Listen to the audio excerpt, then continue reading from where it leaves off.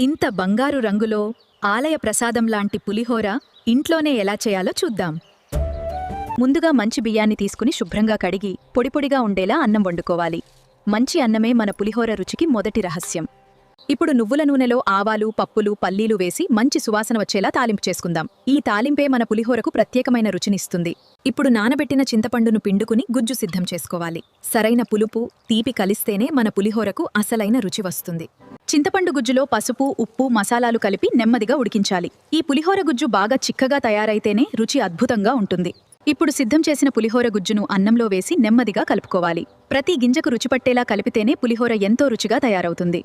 ఇప్పుడు మనం సిద్ధం చేసిన తాలింపును పులిహోరలో కలుపుకుందాం. పల్లీలు, కరివేపాకు ఇచ్చే సువాసనతో మన పులిహోర రుచి మరింత పెరుగుతుంది.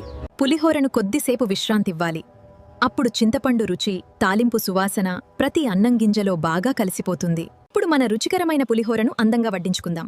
పల్లీలు, కరివేపాకు సువాసనతో తయారైన ఈ సంప్రదాయ రుచి అందరికీ ఎంతో ఇష్టం. సంగీత వంటశాలను తప్పకుండా ఫాలో అవ్వండి. మరిన్ని పల్లె రుచులతో మళ్ళీ కలుద్దాం.